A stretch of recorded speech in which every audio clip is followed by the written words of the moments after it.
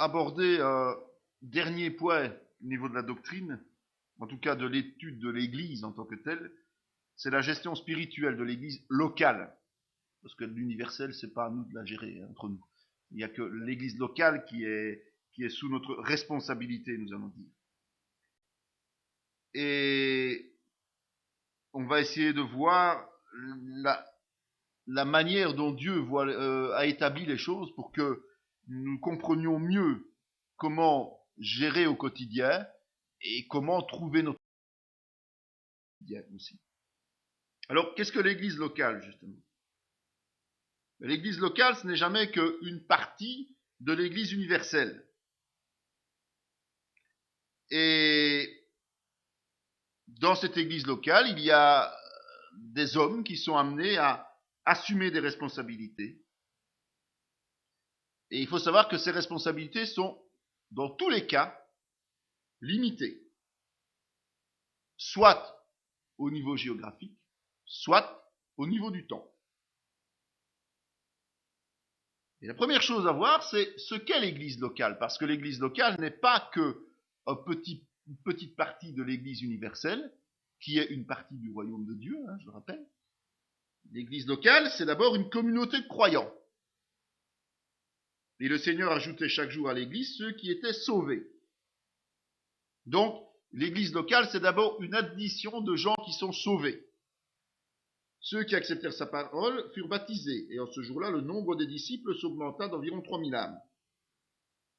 Et pour obtenir le titre de disciple ou de membre de l'Église, on l'obtient dès que nous sommes convertis et que nous sommes baptisés.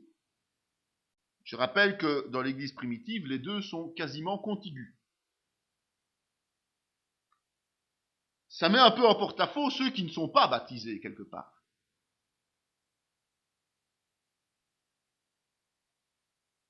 Mais souvent, le fait de ne pas être baptisé est un choix non pas personnel, mais un choix imposé par les hommes.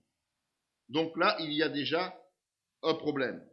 Il faut revoir le chapitre sur les baptêmes pour bien se rendre compte qu'il y a une erreur doctrinale d'insister et d'exiger que les gens soient d'abord quasiment des super chrétiens avant d'être baptisés.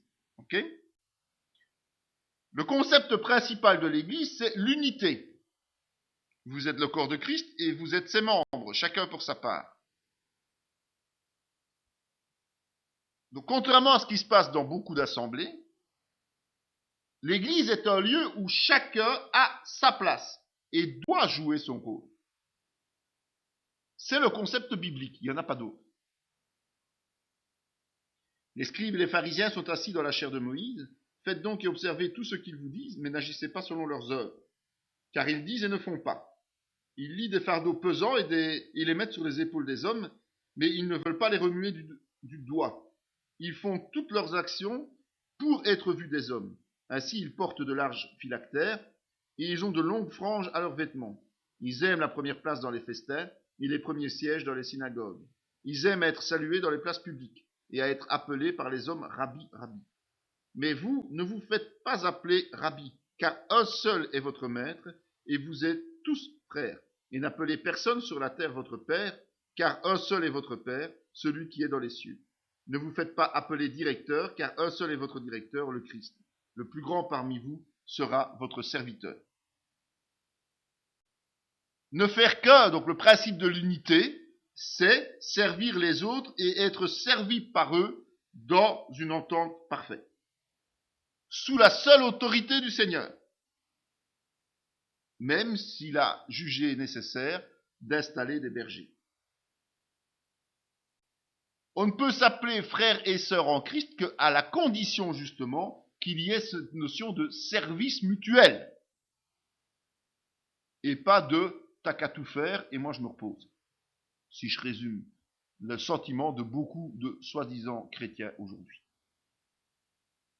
Si un frère ou une sœur sont nus et manquent de la nourriture chaque jour, et que l'un d'entre vous leur dise « Allez en paix, chauffez-vous et rassasiez-vous », et que vous ne leur donniez pas ce qui est nécessaire au corps, à quoi cela sert-il ?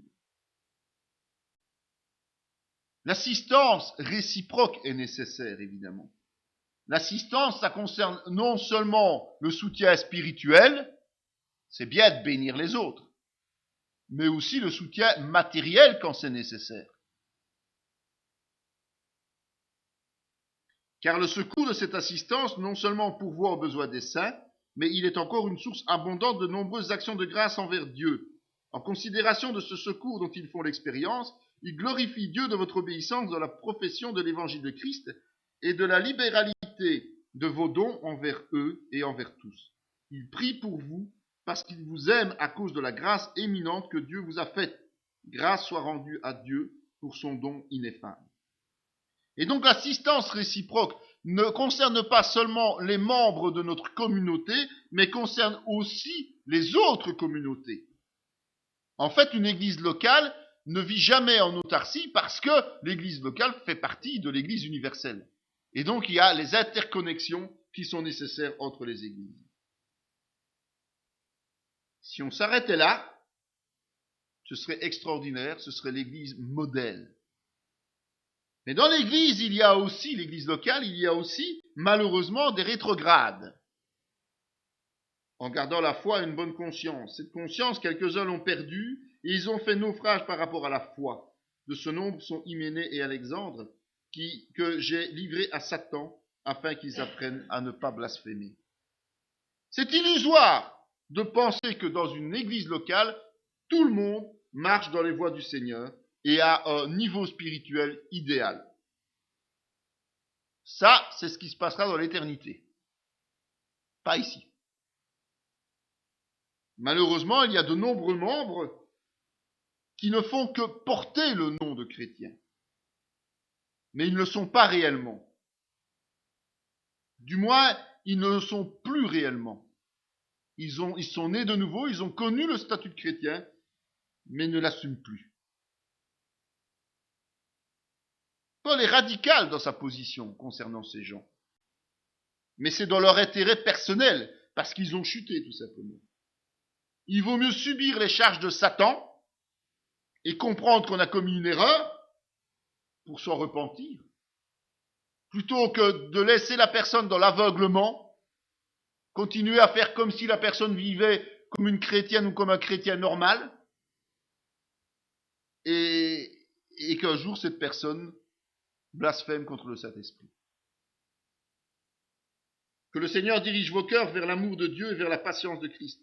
Nous vous recommandons, frères, au nom de notre Seigneur Jésus-Christ, de vous éloigner de tout frère qui vit dans le désordre et non selon les instructions que vous avez reçues de nous.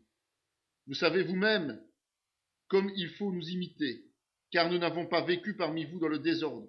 Et si quelqu'un n'obéit pas à ce que nous disons par cette lettre, notez-le et n'ayez point de communication avec lui, afin qu'il éprouve de la honte. Ne le regardez pas comme un ennemi, mais avertissez-le comme un frère. Donc, mettre quelqu'un sur le banc, on va dire quelque part, donc ne plus avoir les contacts fraternels avec lui, c'est pour l'aider à comprendre son erreur, l'aider à comprendre qu'il ne marche pas dans les voies. Et l'objectif, c'est de le gagner à Christ, plutôt que de l'entraîner à persévérer dans son erreur et à mourir spirituellement. Si ton frère a péché, va et reprends-le. Entre toi et lui seul, s'il t'écoute, tu as gagné ton frère, mais s'il ne t'écoute pas, prends avec toi une ou deux personnes, afin que toute l'affaire se règle sur la déclaration de 2 ou de 3 témoins. S'il refuse de les écouter, dis-le à l'Église, et s'il refuse aussi d'écouter l'Église, qu'il soit pour toi comme pour un païen et un publicain. Je vous le dis en vérité, tout ce que vous lirez sur la terre sera lié dans le ciel, et tout ce que vous délierez sur la terre sera délié dans le ciel. Ce sont les règles de discipline qui sont instaurées par Jésus et qui sont d'application pour tout frère qui marche dans le désordre. On n'a pas d'option, c'est une obligation, c'est une nécessité de faire marcher les gens selon la volonté de Dieu ou de les écarter de notre proximité dans le seul objectif de ne pas en faire nos ennemis, mais de les gagner à Christ si jamais ils prennent conscience de leur erreur et qu'ils font repentance. L'église locale, malheureusement, comporte aussi de faux croyants. Mais pendant que les gens dormaient, son ennemi vint, sema de l'ivraie parmi le blé et s'en alla. Lorsque l'herbe eut poussé et donné du fruit, l'ivraie parut aussi. Les serviteurs du maître de la maison vinrent lui dire, « Seigneur, n'as-tu pas semé une bonne semence dans ton champ? D'où vient donc ce qu'il y ait de l'ivraie ?» Il leur répondit, « C'est un ennemi qui a fait cela. » Et les serviteurs lui dirent, « Veux-tu que nous allions l'arracher? » « Non, dit-il, de peur qu'en arrachant l'ivraie, vous ne déraciniez en même temps le blé. » Il faut être clair avec ça. Il faut être conscient qu'au sein de nos communautés, il y a des gens qui ne sont pas nés de nouveau. Il y a des gens qui sont sous l'emprise de Satan. Et l'objectif de Satan, c'est de contaminer les autres. Alors, par pitié, ne commençons pas à suspecter tout le monde et à regarder tout le monde de travers comme certains ont l'habitude de faire. C'est pas ça qu'on fait. Mais on doit être conscient qu'il y a un risque. Mais on ne peut pas arracher ces gens, on ne peut pas les exclure. Parce qu'on commettrait des dommages collatéraux. Mais on doit s'en protéger. Ceux qui me disent « Seigneur, Seigneur » n'entreront pas dans le royaume des cieux, mais celui-là seul qui fait la volonté de mon Père qui est dans les cieux. Plusieurs me diront ce jour-là « Seigneur, Seigneur, n'avons-nous pas prophétisé par ton nom? N'avons-nous pas chassé des démons par ton nom? N'avons-nous pas fait beaucoup de miracles par ton nom? » Alors je leur dirai ouvertement « Je ne vous ai jamais connu. Retirez-vous de moi, vous qui commettez l'iniquité. C'est pourquoi quiconque entend ces paroles que je dis et les met en pratique sera semblable à un homme prudent qui a bâti sa maison sur le roc. » Il faut être très prudent, parce que ces gens qui sont des faux croyants sont souvent des gens actifs dans l'Église. C'est normal. Satan les utilise. Or, quelle est l'utilité la plus attendue des membres? C'est d'être actif. Rappelez-vous, partout, ce après quoi les ministères pleurent, c'est de chrétiens qui s'engagent. D'accord? Et donc la responsabilité des chrétiens nés de nouveau est engagée là, parce qu'ils laissent la place vacante à ceux qui ne sont pas croyants en réalité, qui sont de faux croyants, parce qu'ils sont trop fainéants d'accomplir leur propre travail.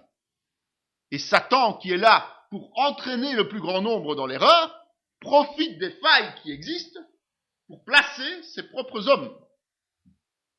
Vous voyez jusqu'où ça peut aller, la paresse du chrétien. Et la seule façon que nous ayons de déceler ces gens-là, c'est d'observer leurs œuvres, d'observer leur comportement et de veiller sur nous-mêmes pour ne pas nous laisser attendrir par ces gens. Éloigne de toi, après un premier et un second avertissement, celui qui provoque des divisions, sachant qu'un homme de cette espèce est perverti et qu'il pêche en se condamnant lui-même. Et donc les règles disciplinaires doivent être appliquées pour ces gens-là, mais même être plus rigoureuses que pour les autres. On ne peut pas l'arracher, donc on ne peut pas dire à quelqu'un « tu t'en vas », mais on peut dire « on te met sous discipline ». On peut dire « tu pêches et donc tu dois te corriger ». On peut le considérer comme un païen dans l'Église. Et puis l'Église est dirigée par des frères qui sont appelés à cela et qui sont équipés pour cela. Que les anciens qui dirigent bien soient jugés dignes d'un double honneur, surtout ceux qui travaillent à la prédication et à l'enseignement. C'est étonnant quand même qu'on parle que de la prédication et de l'enseignement. On ne parle pas de ceux qui font des miracles, des prodiges et des signes extraordinaires. De ceux qui haranguent les foules et qui demandent de l'argent. On ne parle pas d'eux ici. On parle de ceux qui prêchent et qui enseignent. Ce sont les ministères, évidemment. On en parlera plus en détail plus tard. C'est un honneur, peut-être, mais c'est surtout une charge lourde. Parce que diriger spirituellement une assemblée, c'est devoir faire face à tout ce qu'on vient de voir et à tout ce qui va suivre. Paissez le troupeau de Dieu qui est sous votre garde, non par contrainte, mais volontairement selon Dieu, non pour un gain sordide, mais avec dévouement, non comme dominant sur ceux qui sont échus en partage, mais en étant les modèles du troupeau. On a vu, Jésus a un concept extraordinaire du maître. Et c'est vrai qu'il est le seul maître. Mais ceux qu'il place pour diriger l'Église spirituellement doivent travailler comme lui l'a enseigné. Et donc, c'est de se faire serviteur et pas maître. Donc c'est l'abnégation. Et l'abnégation est le seul moyen de mener une communauté selon les normes du Seigneur. C'est pas le vedettariat, ça n'a rien à voir. Être un ministère, c'est pas être une vedette. C'est être un serviteur des autres et donc c'est supporter la charge des autres. Nous vous prions, frères, d'avoir de la considération pour ceux qui travaillent parmi vous, qui vous dirigent dans le Seigneur et qui vous exhortent. Ayez pour eux beaucoup d'affection à cause de leur œuvre. Soyez en paix entre vous.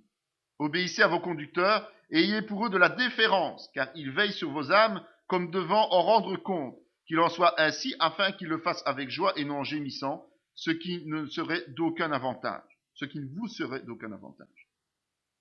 Donc, les membres de l'Église, les chrétiens doivent se soumettre volontairement et avoir du respect pour faciliter la tâche, en fait, de ceux qui les dirigent. Ceux qui dirigent devront répondre de leurs actes. Mais ceux qui provoqueront de la lourdeur de la tâche au point d'amener les responsables à devoir souffrir et subir et gémir quelque part, eh bien, en seront aussi responsables. Quand ils eurent évangélisé cette ville et fait un certain nombre de disciples, ils retournèrent à Lystre, à Icône et à Antioche, fortifiant l'esprit des disciples, les exhortant à persévérer dans la foi et disant que c'est par beaucoup de tribulations qu'il nous faut entrer dans le royaume de Dieu. Ils firent nommer des anciens dans chaque église et après avoir prié et jeûné, ils les recommandèrent au Seigneur en qui ils avaient cru. En fait, les anciens, donc les ministères, qui doivent s'occuper de l'assemblée, sont levés parmi les disciples de l'Église qui existe. On ne fait pas venir des pasteurs, des serviteurs étrangers qui viennent s'occuper d'une Église. Quand je dis étrangers, c'est-à-dire extérieurs à l'Église locale. On fait lever dans l'Église même des gens trouvés dignes par Dieu de devenir des ministères.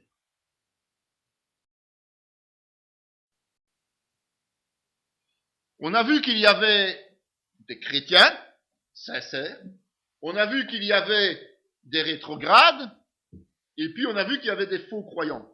On a vu qu'il y a des bergers, et on voit qu'il y a des imposteurs. Gardez-vous des faux prophètes, ils viennent à vous en vêtements de brebis, mais au-dedans ce sont des loups ravisseurs. Vous les reconnaîtrez à leurs fruits. Cueille-t-on des raisins sur des épines ou des figues sur des chardons? Ces hommes-là sont de faux apôtres, des ouvriers trompeurs déguisés en apôtres de Christ. Et cela n'est pas étonnant puisque Satan lui-même se déguise en ange de lumière. Il n'est donc pas étrange que ces ministres aussi se déguisent en ministres de justice. Leur fin sera selon leurs œuvres.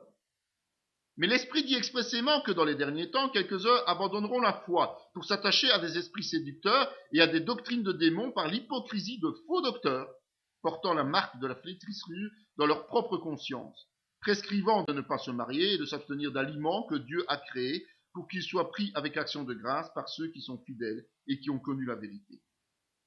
On a vu qu'il y avait l'ivraie, mais plus que l'ivraie, il y a aussi des faux ministères. Et ils sont difficilement détectables si nous ne sommes pas observateurs. Observateurs de quoi? De leurs œuvres. Mais si les chrétiens sont rompus à la parole, ça va pas être compliqué de les déceler. Ça va être beaucoup plus facile de révéler qu'ils ne sont pas des ministères appelés par Dieu. Parce que le chrétien sait comment un serviteur de Dieu doit se comporter. Comme il sait comment un frère et une sœur doivent se comporter. Dieu nous a donné le pouvoir d'appliquer la discipline dans l'Église à chacun d'entre nous. S'il nous a donné le pouvoir, c'est qu'il nous a donné la capacité de déceler les comportements déviants. Je connais tes œuvres, ton travail et ta persévérance. Je sais que tu ne peux supporter les méchants, que tu as éprouvé ceux qui se disent apôtres et qui ne le sont pas, et que tu les as trouvés menteurs. La seule manière de s'assurer de la véracité d'un ministère, c'est de l'éprouver. Il faut savoir cette règle générale, c'est que le mensonge ne résiste pas à la lumière de la vérité. Jamais, jamais, jamais. Encore faut-il connaître la vérité. Pour ceux du dehors, Dieu les juge. Ôtez le méchant du milieu de vous, afin que nous ne soyons plus des enfants flottants et emportés à tout vent de doctrine par la tromperie des hommes, par leur ruse dans les moyens de séduction, mais que professant la vérité dans la charité, nous croissions à tous égards en celui qui est le chef, Christ. En fait, il est dit qu'on ne peut pas retirer l'ivraie, de peur de blesser ou d'arracher le blé. Par contre, il nous est ordonné d'enlever du milieu de nous les faux ministères, les imposteurs. C'est la responsabilité des chrétiens de chasser hors de l'assemblée les faux ministères. Parce que sinon, ils nous entraînent dans l'erreur. C'est eux qui vont nous séduire et qui vont nous enseigner de fausses doctrines et nous y faire croire. Donc, une assemblée n'a pas l'excuse de dire « Ah oui, mais je ne savais pas, et puis bon, il est tellement sympathique, on ne peut pas lui faire de mal. » Nous avons l'ordre de le chasser de notre assemblée. Alors si quelqu'un se présente à notre assemblée en disant « Je suis un ministère de Dieu », la meilleure solution, c'est peut-être de demander à l'église locale dont il est censé être issu une lettre de référence, ou de demander de rencontrer les anciens pour un peu savoir de quoi il est capable, tout simplement. C'est une façon de limiter les risques. Mais la meilleure façon, de toute manière, c'est de le voir à l'œuvre, de le tester.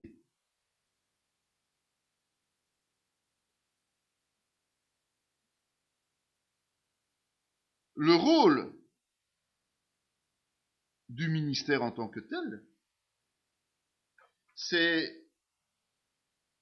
et de l'Église, évidemment, l'Église locale, c'est de représenter l'autorité de Christ dans le monde.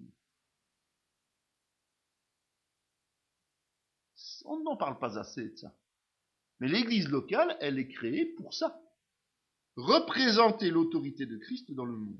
Allez, prêchez et dites, le royaume des cieux est proche. Guérissez les malades, ressuscitez les morts, purifiez les lépreux, chassez les démons, vous avez reçu gratuitement, donnez gratuitement. Lorsqu'on ne vous recevra pas et qu'on n'écoutera pas vos paroles, sortez de cette maison ou de cette ville et secouez la poussière de vos pieds. Je vous le dis en vérité, au jour du jugement, le pays de Sodome et Gomorrhe sera traité moins rigoureusement que cette ville-là.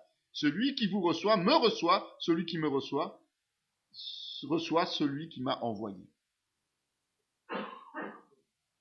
La diffusion gratuite de l'évangile est la priorité de l'Église.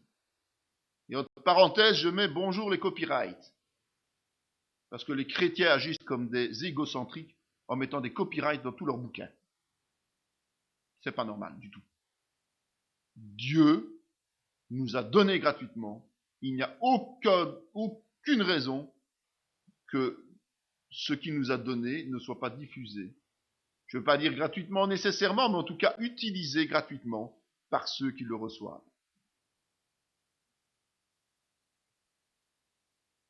Et cet évangile de Christ doit être proclamé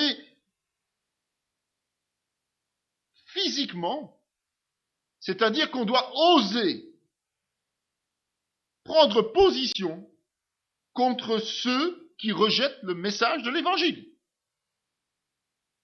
On ne doit certainement pas travailler sur base de compromis, mais on doit travailler sur base d'affirmation. L'Église doit se proclamer et se positionner d'une façon très claire face à tout qui rejette l'Évangile. Les gens doivent savoir que s'ils rejettent l'Évangile, ils ont fait le choix de l'enfer. Ils doivent le savoir. Parce que l'Église, c'est son rôle. Nous représentons l'autorité dans le monde.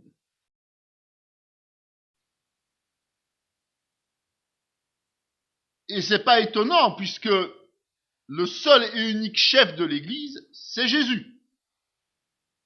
Il l'a déployé en Christ en le ressuscitant des morts et en le faisant asseoir à sa droite dans les lieux célestes, au-dessus de toute domination, de toute autorité, de toute puissance, de toute dignité, et de tout nom qui se peut nommer, non seulement dans le siècle présent, mais encore dans le siècle à venir. Il a tout mis sous ses pieds, et il l'a donné pour chef suprême à l'Église, qui est son corps, la plénitude de celui qui remplit tout en tous. Mais que, professant la vérité dans la charité, nous croissions à tous égards en celui qui est le chef, Christ. En grec, kephalen hyper panta te ecclesia signifie la tête sur toute l'Église. Et hetis estinto soma autu, qui est le corps à lui, dont il est la tête sur toute l'Église qui est son corps. Réfléchissez un instant, il suffit de se regarder les uns et les autres pour se rendre compte que si notre corps n'a pas de tête, il ne va pas aller loin. On est bien d'accord. La tête, c'est le siège des pensées et de la volonté. Il suffit de voir l'homme qui est atteint par une maladie cérébrale pour voir ce qu'il en est au niveau de sa vie, tout simplement. Donc la tête, c'est très clair, elle est indispensable, elle est vitale. Car le mari est le chef de la femme, comme Christ est le chef de l'Église, qui est son corps et dont il est le sauveur. En fait, l'ordre légitime qui a été établi par Dieu au niveau du couple est le même ordre, quelque part, l'image de l'ordre de l'Église. La femme est soumise à l'homme, mais l'Église, elle est soumise à Christ. D'accord ? Il est la tête du corps de l'Église, et il est le commencement, le premier-né d'entre les morts, afin d'être en tout le premier. Il n'y a pas de corps sans tête. Mais si vous prenez la tête sans le corps, le problème est le même. Christ et l'Église sont irrémédiablement liés pour toujours. Il faut comprendre ça. L'Église a sa raison d'être et l'Église aura sa destinée éternelle toujours liée à Jésus-Christ. Ça, c'est une vérité qui ne changera jamais, qui est immuable. C'est bien de le voir dans ce sens-là, quelque part. Parce que ça nous ouvre les yeux sur l'importance que Dieu nous donne, mais aussi la responsabilité que nous détenons.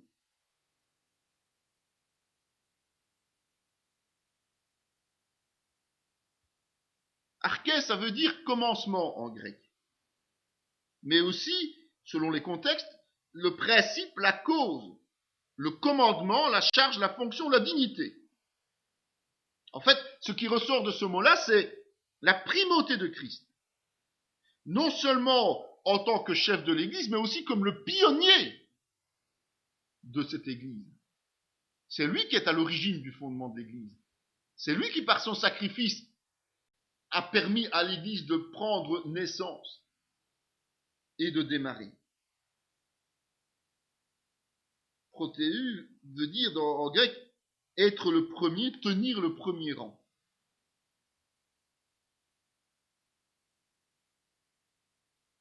C'est en fait le premier-né, mais c'est aussi l'aîné. Et dans la tradition juive, l'aîné, c'est celui qui hérite de l'autorité patriarcale, de toute façon.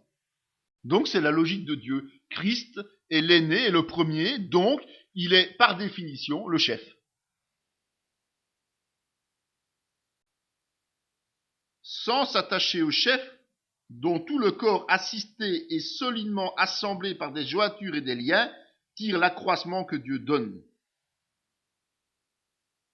Si la tête n'existait pas, c'est-à-dire si Christ était galvaudé, où est galvaudé ?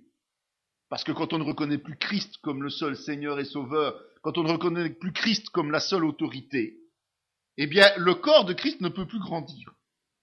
Il ne peut même pas survivre. On est loin de certains clichés d'aujourd'hui dans l'Église, où des hommes pensent occuper de manière officielle ou pas la place qui est dévolue à Jésus tout simplement au sein du corps de Christ. Il y en a certains qui se sont même déclarés infaillibles, alors qu'ils sont toujours dans des corps qui sont appelés corruptibles. C'est même pas intelligent de se dire infaillible alors qu'on vit dans un corps corruptible. S'ils avaient même lu que ça dans la parole et réfléchi avec leurs propres pensées, ils se seraient dit, mais qu'on est bête de dire ça. Voilà.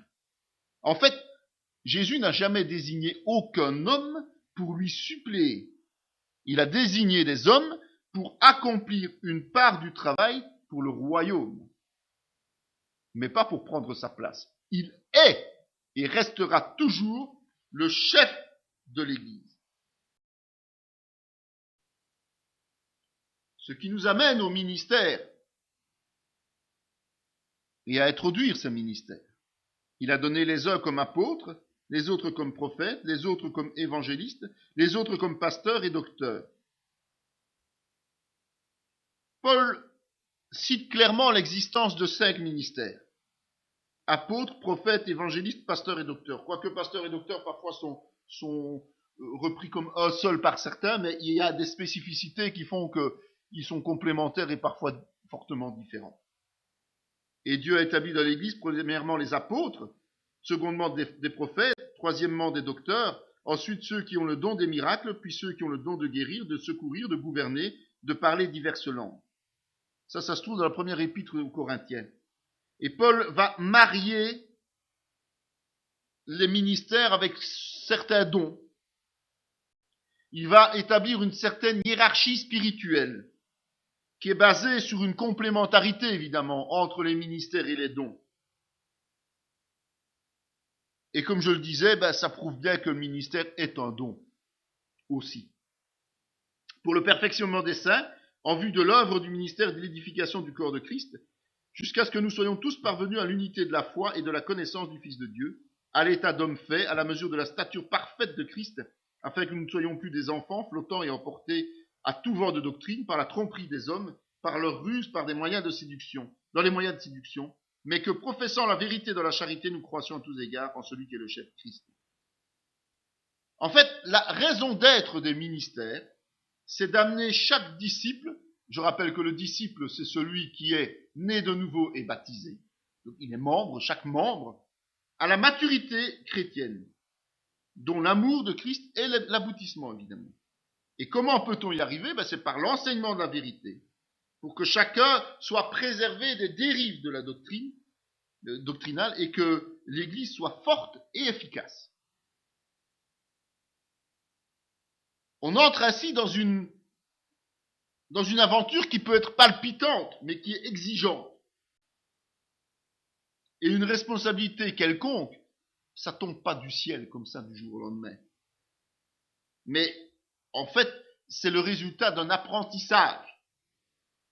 Un apprentissage qui se fait par le fait de traverser des épreuves, mais aussi de connaître des bénédictions. En fait, au travers de ce temps d'apprentissage, le Seigneur nous transforme pour être à son image et nous amener à être capables d'aider les autres à y parvenir aussi. Les diacres aussi doivent être honnêtes, éloignés de la duplicité, des excès de vin, d'un gain sordide. Aux 5 ministères, il y a un autre qui s'ajoute, une fonction qu'on ne peut pas classifier facilement parce que de un, elle n'est pas spirituelle, mais de l'autre, les exigences spirituelles sont les mêmes que pour les autres ministères, c'est le diaconat. Son maître lui dit, c'est bien, bon et fidèle serviteur, tu as été fidèle en peu de choses, je te confierai beaucoup, entre dans la joie de ton maître. Ce n'est pas sur l'importance du rôle que l'on doit s'arrêter, mais c'est sur la manière d'assumer fidèlement ce qui nous est confié. Donc, ce n'est pas le fait que le Seigneur nous confie quelque chose de plus ou moins important à accomplir qu'il faut s'arrêter, mais sur le fait que ce qu'il nous confie, nous l'accomplissions de façon correcte. Et notamment, il y a quelques points sur lesquels on peut s'arrêter. C'est que il y a 5 ministères, mais il y en a un seul qui peut être considéré comme sédentaire, c'est-à-dire qui s'exerce juste dans l'église locale où on est. C'est celui de berger, c'est celui de pasteur, celui d'ancien. Tous les autres sont itinérant, c'est-à-dire valable universellement. Mais comprenons-nous, universellement ne veut pas dire qu'on peut aller arriver dans n'importe quelle église et dire « moi je suis tel ministère, vous devez m'écouter ».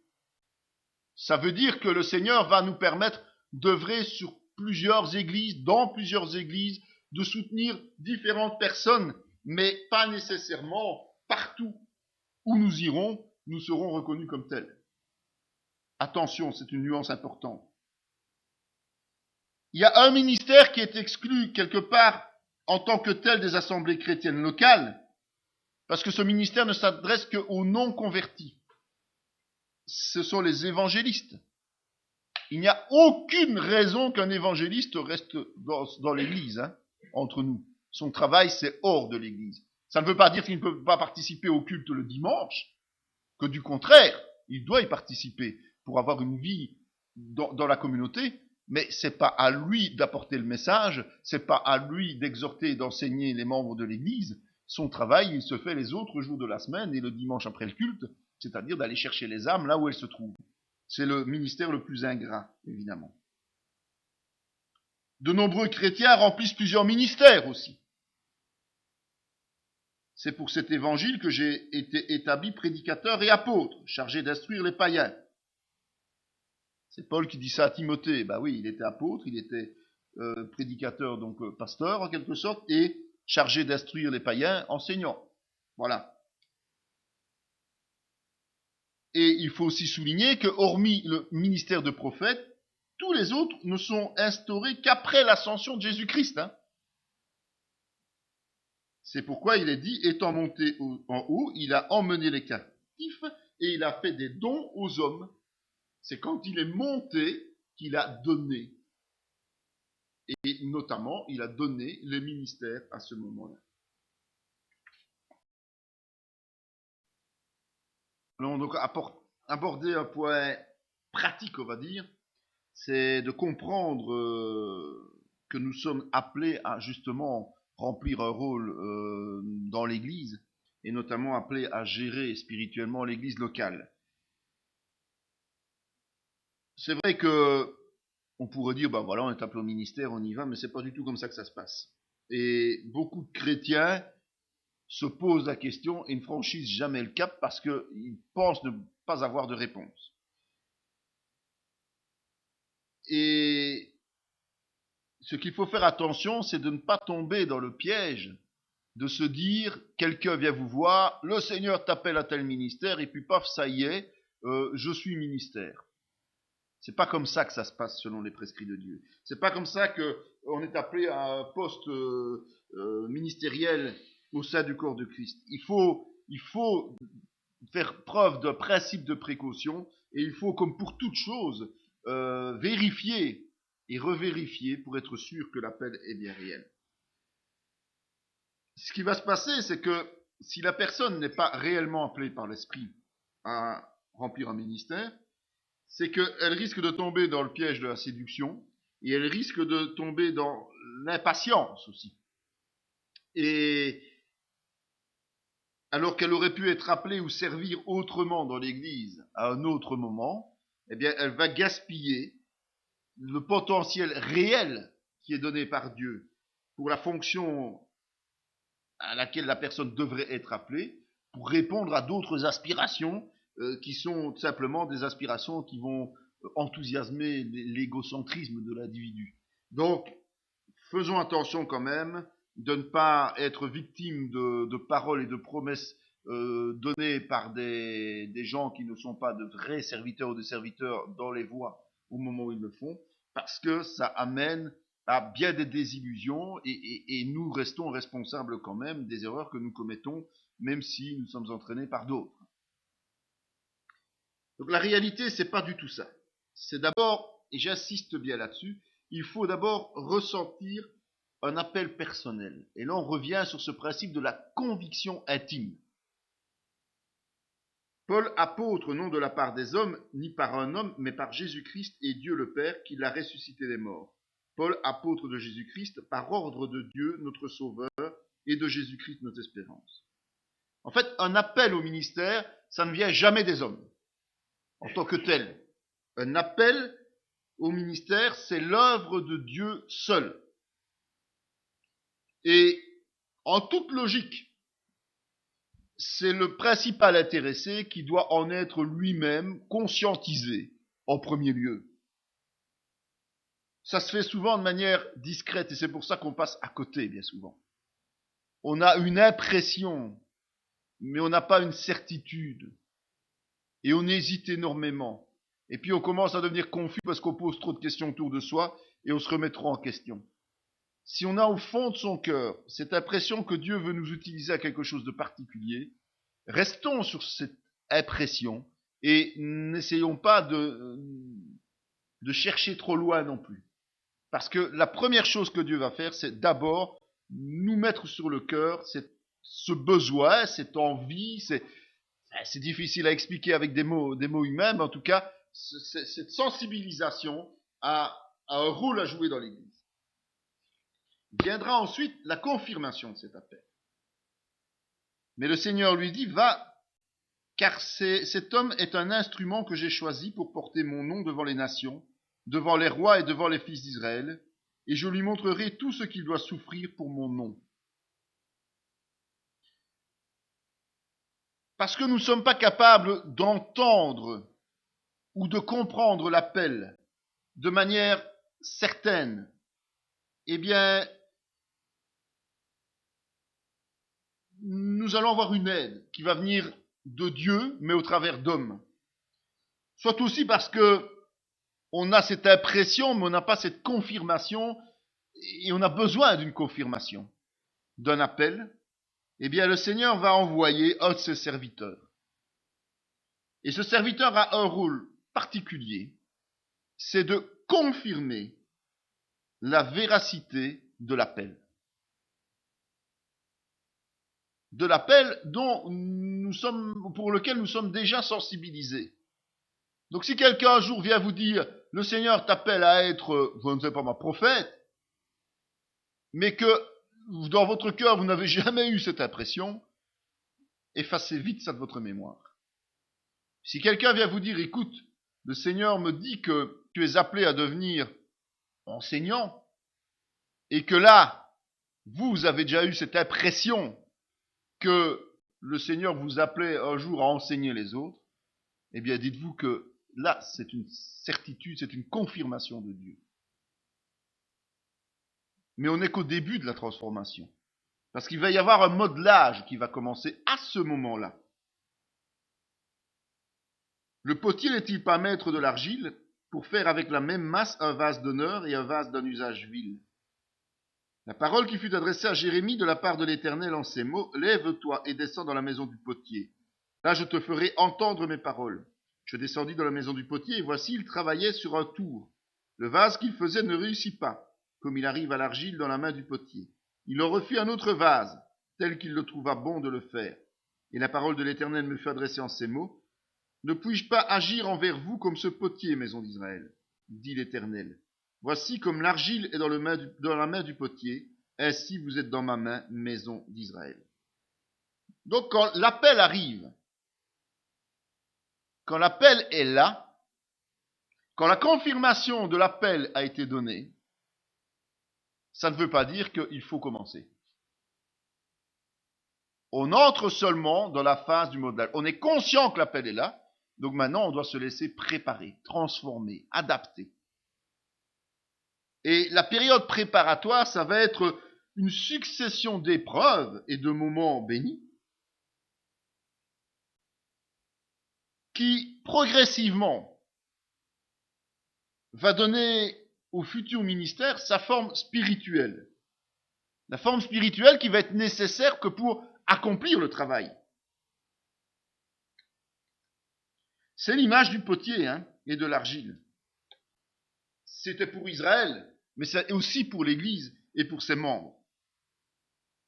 En fait, celui qui doit prendre des responsabilités dans l'Église au niveau spirituel doit d'abord être modelé pour devenir ce vase capable de prendre les bonnes choses et ainsi pouvoir les redistribuer aux autres.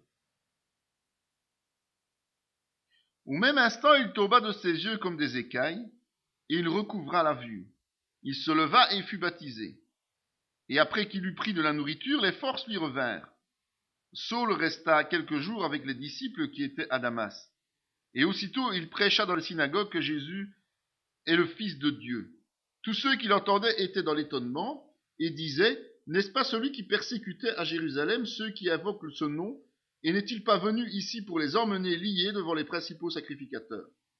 Cependant, Saul se fortifiait de plus en plus, et il confondait les Juifs qui habitaient Damas, démontrant que Jésus est le Christ.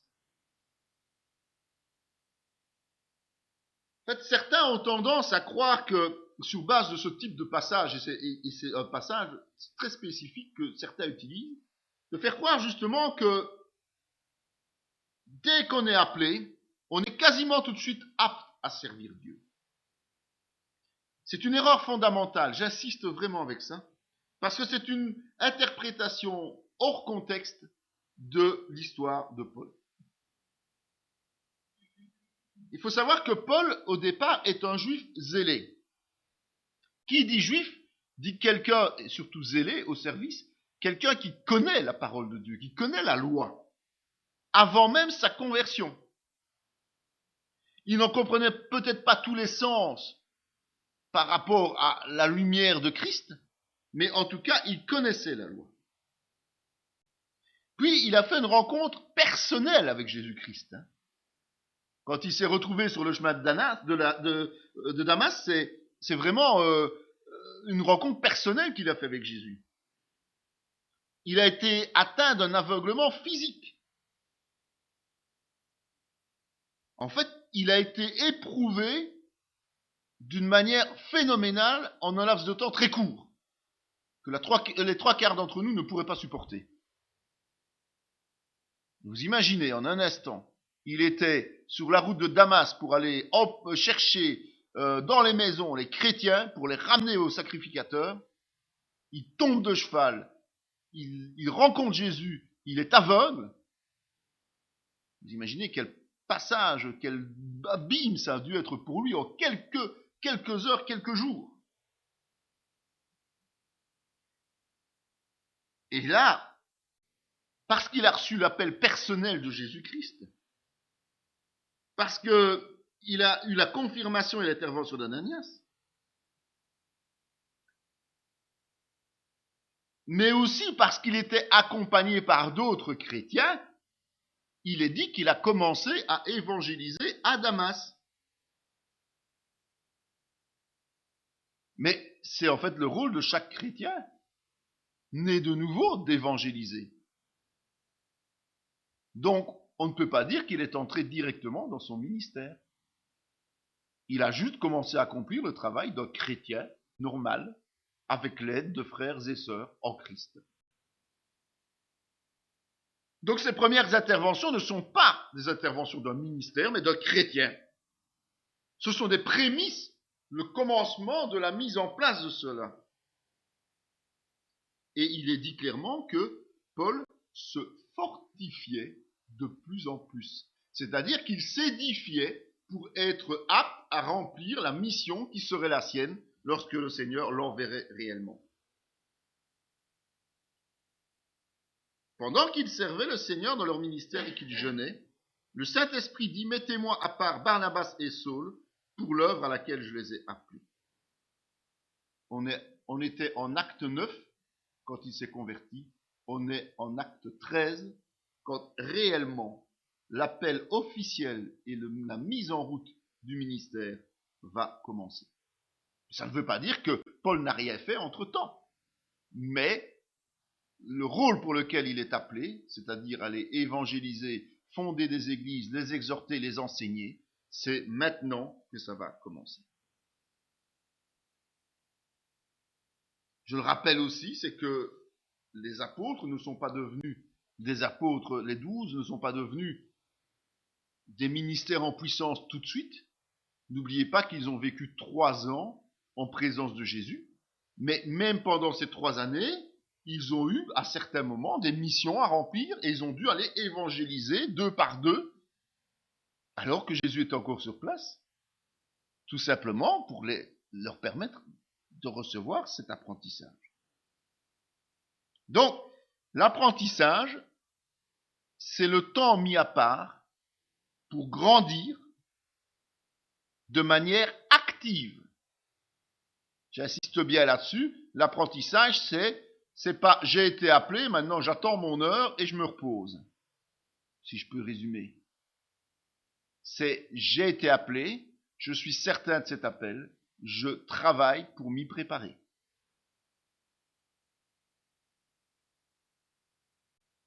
Arrive ensuite l'équipement spirituel. Ananias sortit et lorsqu'il fut arrivé dans la maison, il imposa les mains à Saul en disant « Saul, mon frère, le Seigneur Jésus qui t'est apparu sur le chemin par lequel tu venais, m'a envoyé pour que tu recouvres la vue et que tu sois rempli du Saint-Esprit. » Donc avant toute entrée en matière, évidemment, il faut comprendre la parole. Et donc il faut passer du temps à l'étudier. On a vu que Paul l'avait déjà fait précédemment, mais il fallait maintenant qu'il la comprenne. Mais pour la comprendre de façon beaucoup plus conforme à ce que Jésus était venu enseigner, il fallait qu'il soit rempli du Saint-Esprit. Il fallait que le Saint-Esprit soit en lui. Comme il se trouvait avec eux, il leur recommanda de ne pas s'éloigner de Jérusalem, mais d'attendre ce que le Père avait promis, ce que je vous ai annoncé, leur dit-il. Mais vous recevrez une puissance, le Saint-Esprit survenant sur vous, et vous serez mes témoins à Jérusalem, dans toute la Judée, dans la Samarie, et jusqu'aux extrémités de la terre. En dehors de la puissance du Saint-Esprit, il n'y a pas de ministère.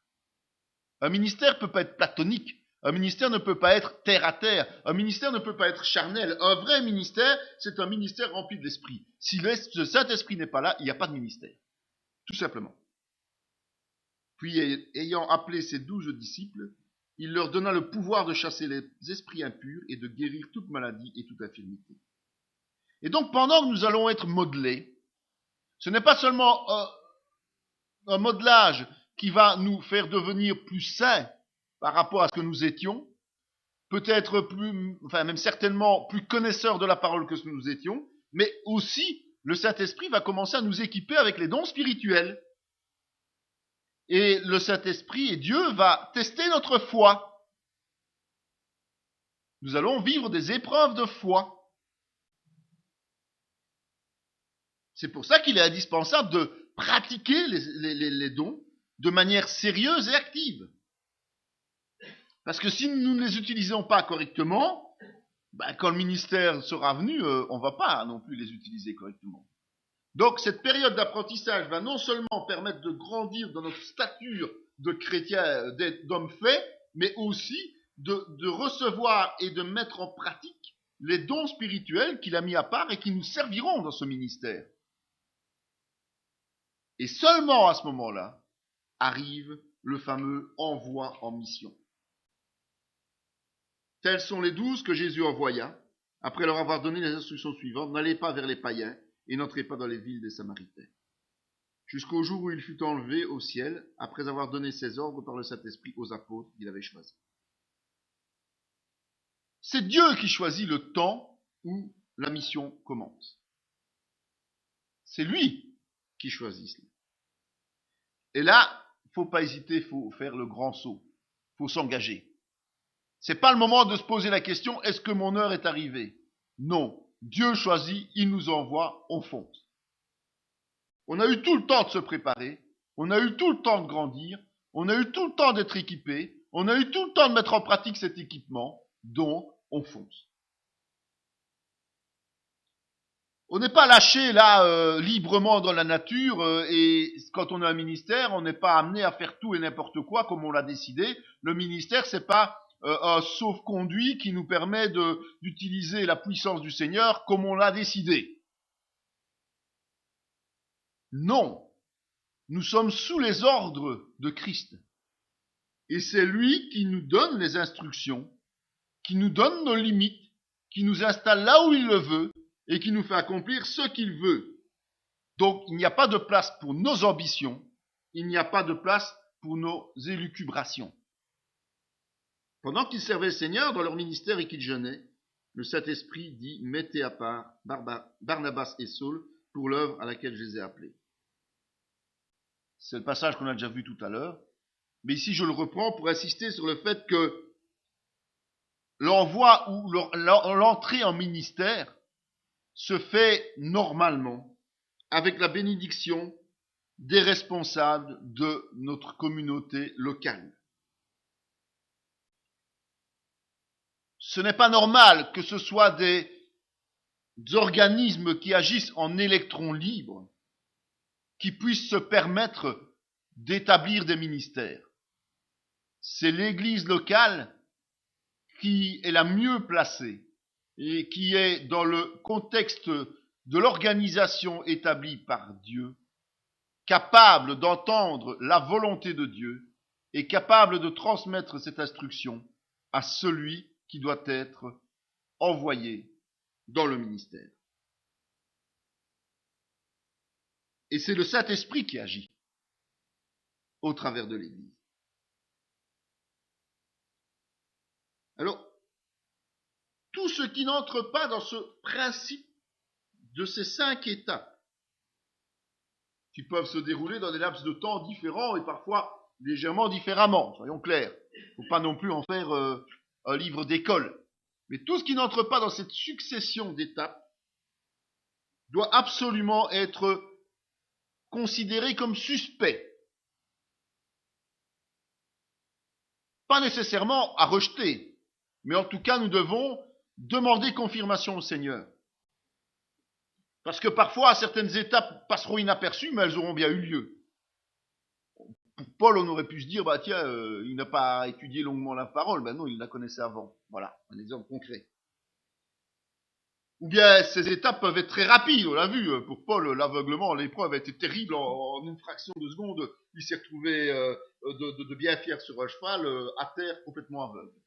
Et dépendant des hommes, alors qu'il était à la tête d'une troupe. Voilà. Ou alors deux ou trois choses se passaient ensemble. Comme je vous ai expliqué, l'équipement spirituel est acquis au fur et à mesure de notre évolution d'homme fait en tant que chrétien. Donc voilà. Donc ne rejetons pas systématiquement ce qui n'est pas conforme à ce qu'on vient de voir, mais prenons la peine de bien analyser et de soumettre cela au Seigneur pour être sûr qu'il n'y a pas d'erreur et qu'il n'y a pas de risque de mauvaise interprétation. Cette vidéo fait partie intégrante de la formation en théologie pratique dispensée par la mission de théologie Emmanuel de Paracou, Bénin, sous l'autorité académique du Centre chrétien Emmanuel SBL, Spa, Belgique. Pour mieux connaître nos activités, voici nos différentes adresses.